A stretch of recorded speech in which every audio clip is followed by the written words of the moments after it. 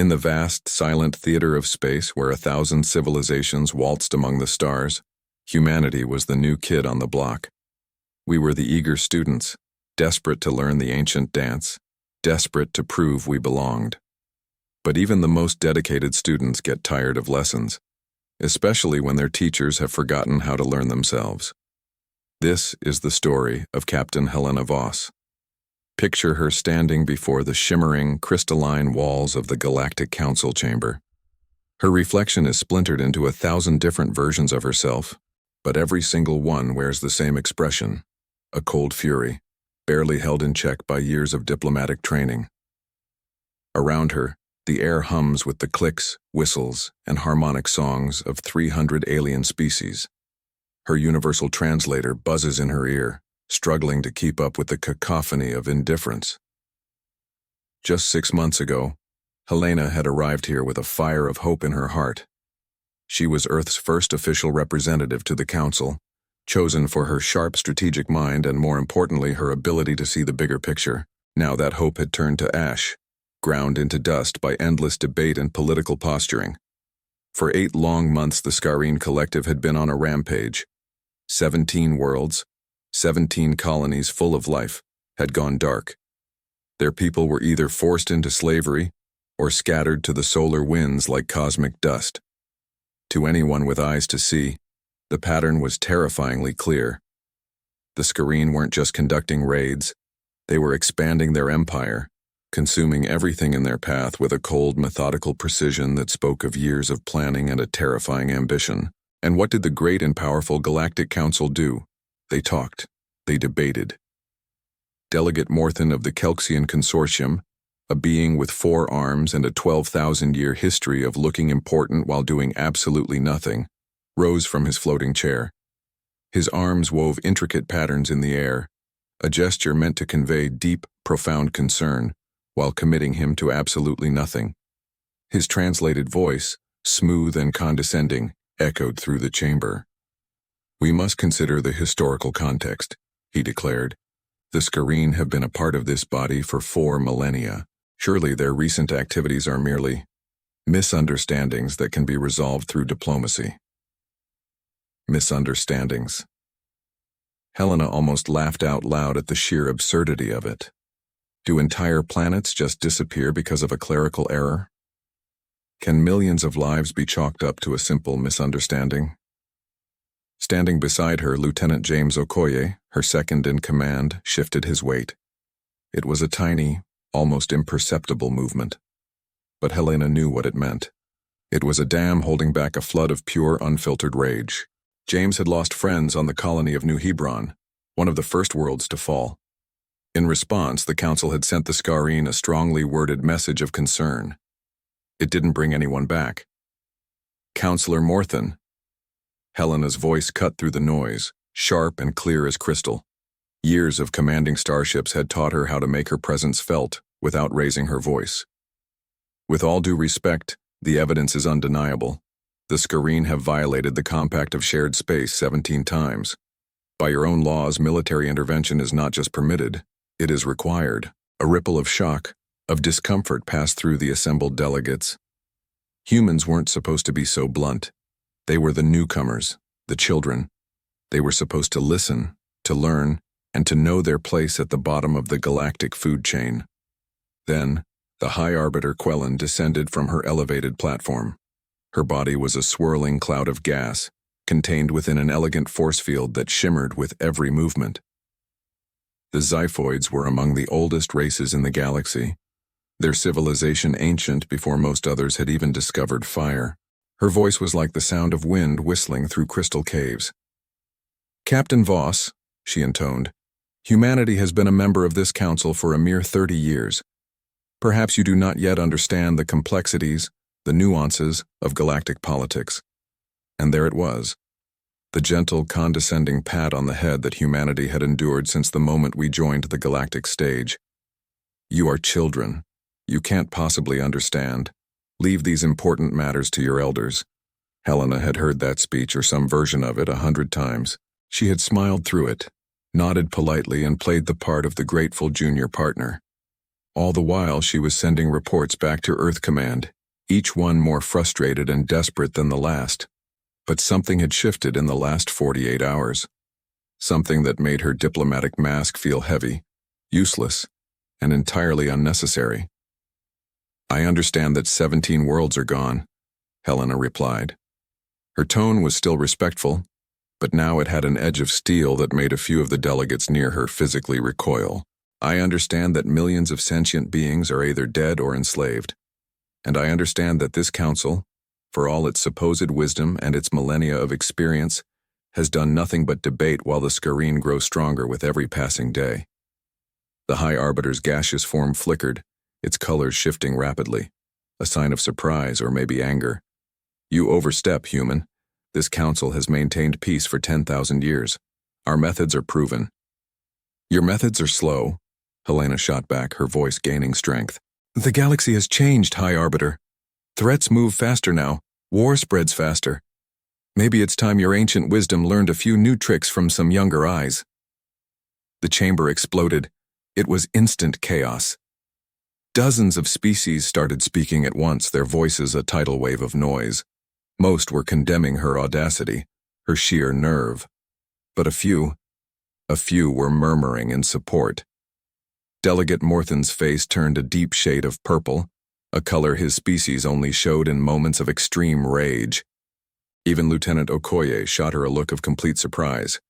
This was not the speech they had practiced. But Helena was done with practiced speeches. She was done playing by their rules. Because hidden deep in her jacket pocket was a small, quantum-encrypted message cylinder. And on that cylinder were her new orders from Earth Command.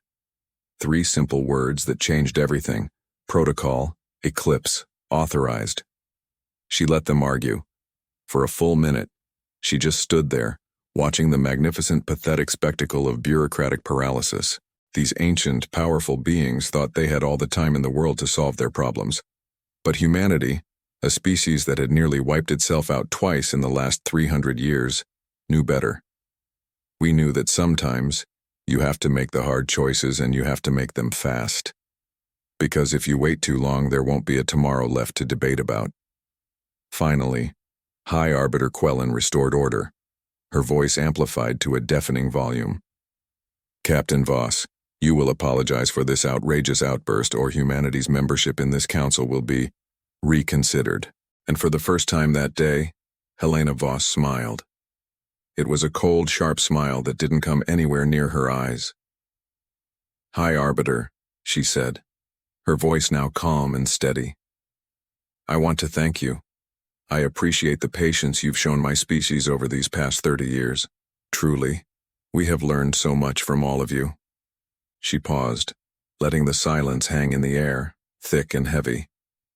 "But the most important lesson," she continued, "is one we learned on our own, long before we ever dreamed of reaching the stars. We learned that sometimes the only way to stop a bully is to punch them back, harder than they ever thought of punching you." With a slow, deliberate movement, she reached into her pocket and pulled out the message cylinder. She pressed her thumb to its activator, and a holographic display flared to life above her hand, projecting a stream of authorization codes and star chart coordinates. "Effective immediately. Earth is formally withdrawing its petition for council membership," Helena announced, her voice echoing to every corner of the vast, silent chamber. "We'll handle the scureen problem ourselves." The silence that followed was absolute. It was a silence deeper than the vacuum of space. In 10,000 years of Galactic Council history, no species had ever just walked away. The political shockwaves would be felt for generations. But Captain Voss was no longer concerned with politics. She was concerned with survival. And humanity had just decided to stop asking for permission to defend itself. Thank you so much for watching. If you enjoyed this story, don't forget to hit that like button and subscribe for more tales from the final frontier. We'll see you in the next one. The transport vessel sliced through Earth's atmosphere. Its controlled burn painting streaks of ionized air across the morning sky. Through the viewport, Helena watched the blue marble of home swell to fill her vision. Her mind was already a whirlwind, calculating the cascade of events her announcement had just triggered. Behind her, Okoye stood silent. His reflection in the glass, a portrait of a man caught between admiration and terror at what they had just done. Command is requesting immediate docking at Facility Obsidian. The pilot's voice crackled, tight with an excitement she barely tried to hide. Everyone on the crew had heard what happened in the council chamber. The recording had blazed through Earth's networks in minutes, igniting celebrations in some corners and sheer panic in others. Acknowledged, Helena replied, her voice calm and steady. Take us in on the dark approach. Facility Obsidian didn't officially exist. Tucked away in a hollowed-out asteroid that had been quietly nudged into lunar orbit 5 years ago, it held humanity's most closely guarded secret. The very secret that had just turned Helena's bold declaration from political suicide into a calculated, galaxy-altering gambit. The docking procedure was a tense 20 minutes, the ship weaving through a web of automated defense grids that would vaporize anything without the correct authorization codes. As the airlock finally cycled open, General Raymond Torres was waiting. His weathered face was creased with something that might have been a smile. That was quite a speech, Captain, he said as Helena descended the ramp. The President wants your head on a platter. The military wants to give you a medal. Me? I'm just glad someone finally said what needed saying. Helena returned his almost smile. How long until they come? The Kelxian diplomatic fleet is already en route, probably to deliver an official condemnation. The Scarine? Torres shrugged, a gesture of grim certainty. Intelligence suggests they're accelerating their timeline. They see an opportunity in our isolation. Then we need to move faster than they expect, Helena stated, not as a suggestion but as a fact. Torres nodded and gestured for her to follow. They moved through corridors carved from solid rock, past security checkpoints manned by soldiers in uniforms bearing no insignia, no rank. Everything about Obsidian was built for deniability, though after today, that hardly seemed to matter anymore. They emerged into a cavernous space that stole Helena's breath, even though she'd seen the plans dozens of times. The hangar stretched for nearly a kilometer in every direction, its ceiling lost in the high shadows. And suspended in the center, held by gravitational clamps that hummed with barely contained power, hung 6 vessels unlike anything the galaxy had ever seen. I present the Eclipse fleet, Torres said, his voice a quiet rumble in the vast space. Humanity's answer to a question nobody wanted us to ask. The ships were beautiful in a predatory way, reminding Helena of sharks or ancient fighter jets. There were no elegant curves or artistic flourishes like the ships of the Galactic Council. These were built with a singular, brutal purpose. Every line and angle was optimized for speed, stealth, and overwhelming firepower. Their hulls seemed to absorb light rather than reflect it, appearing as voids in space, darker than the darkness around them. The Phantom-class destroyers, Torres continued as they walked closer. Quantum stealth technology makes them invisible to every scanning method the Council uses. Graviton pulse engines can push them to speeds that would tear conventional ships apart. And the weapons systems, he paused, his expression growing serious. We reverse-engineered Scarine shield technology from debris at New Hebron. Our particle beams will cut through their defenses like they're not even there. Helena moved to stand directly beneath the nearest vessel, craning her neck to take in its full, intimidating scale. How many people know about this? Including the construction crews, maybe 800, but only 50 understand what we actually built. The rest think they were working on deep space mining equipment. And they're ready to deploy? Captain, Torres said, meeting her eyes. They were ready 3 months ago. We've just been waiting for permission to use them. Or for someone brave enough to stop asking for permission. Just then a voice crackled over the facility's comms. General Torres, we have incoming traffic. Multiple Council vessels dropping out of fold space near lunar orbit. Torres touched a panel on his wrist, activating a holographic display that flickered to life, showing the tactical situation. 15 ships representing a dozen different species were forming up in what could only be a blockade. The Kelxians had brought friends. They're demanding you be turned over to face Council justice, the communications officer reported.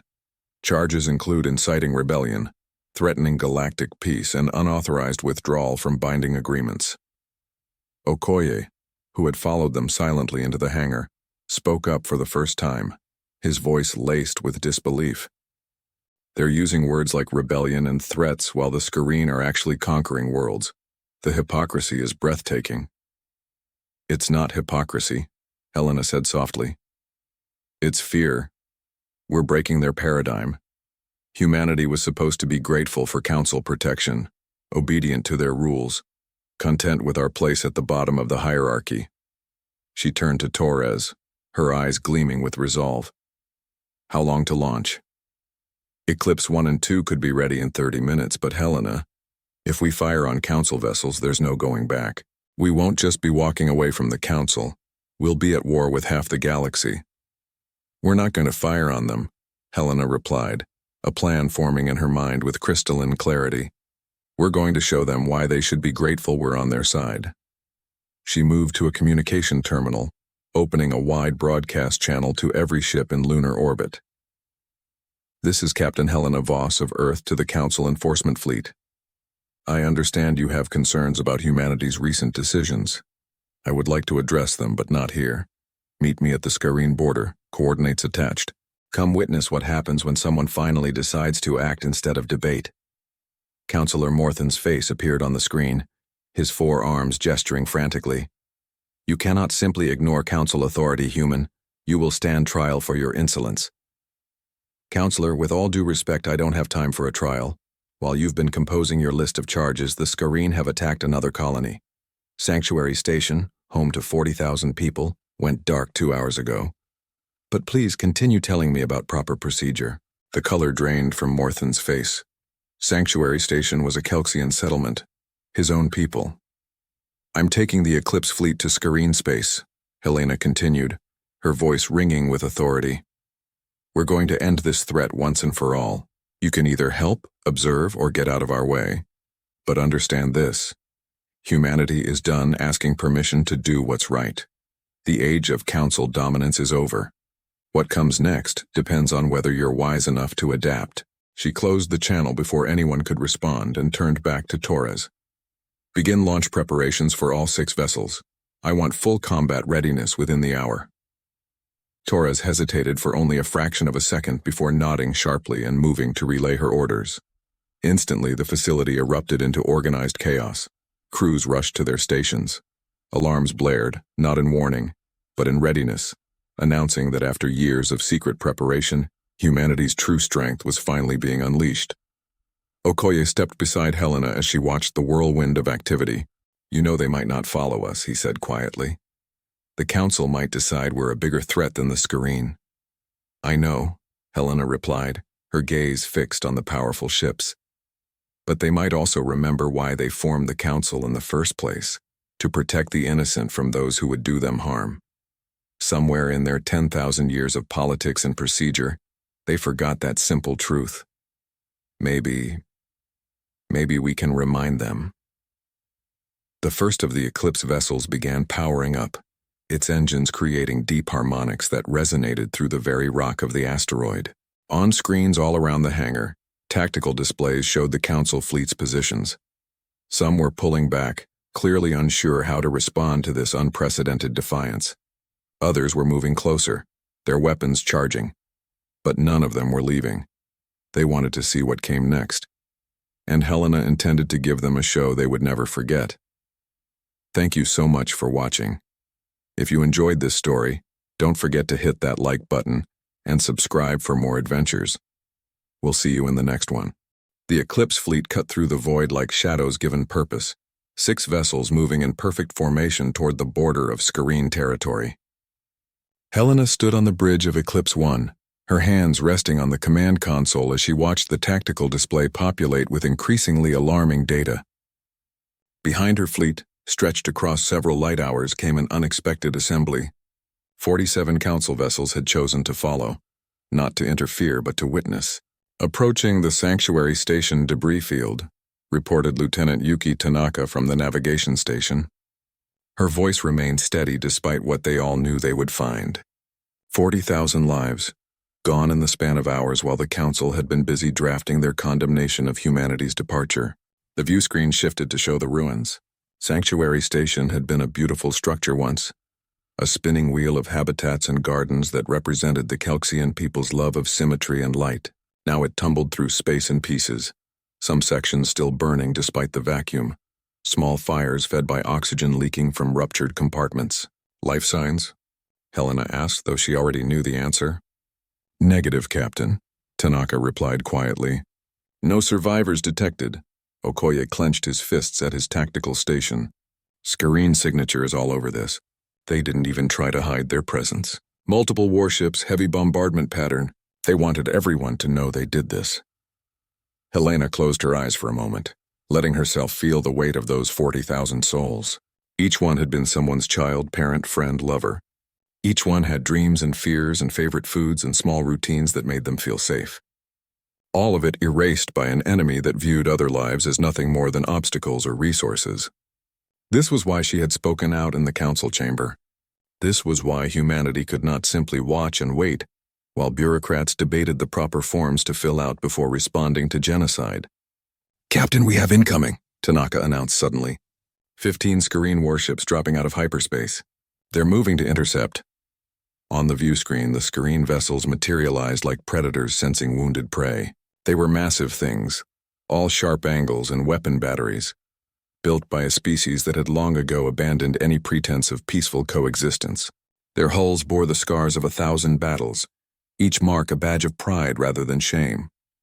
They're hailing us, reported Ensign Marcus Webb from communications.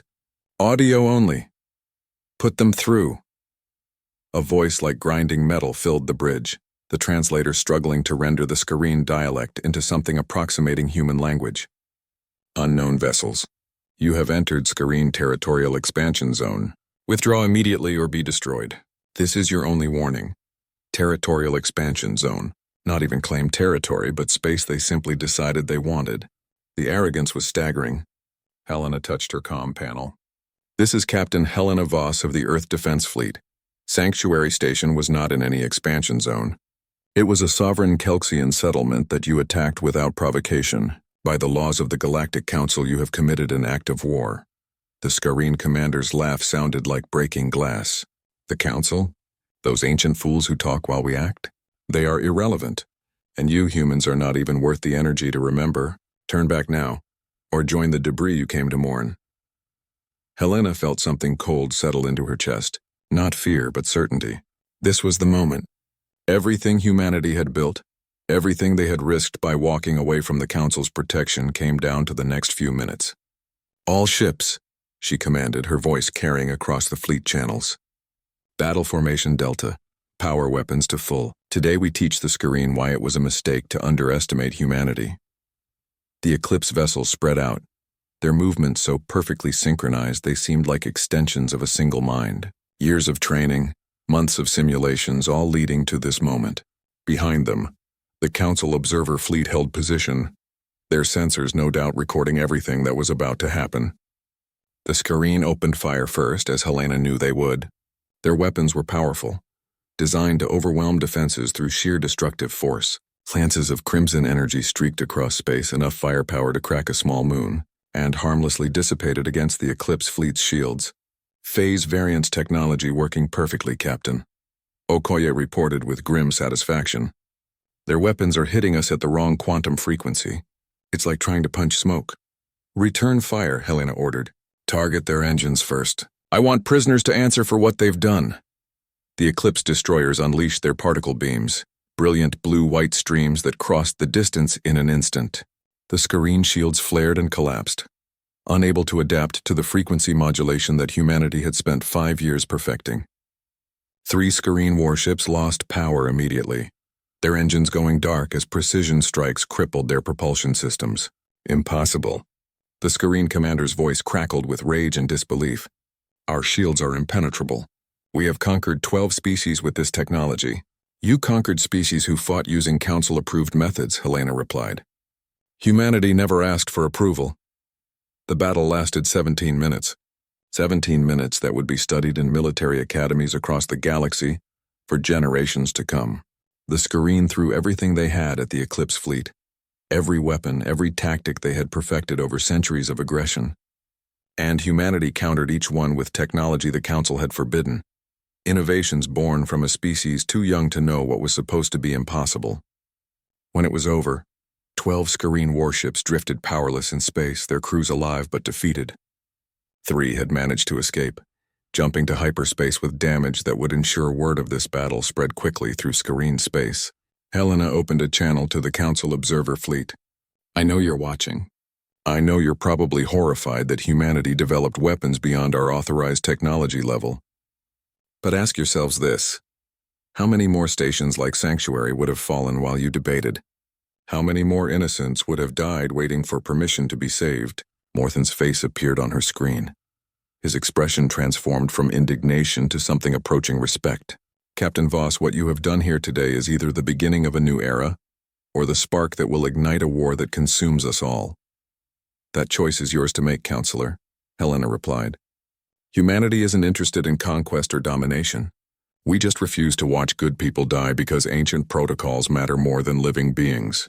The Council can adapt and remember its purpose, or it can fade into irrelevance while others take up the burden of protecting the innocent.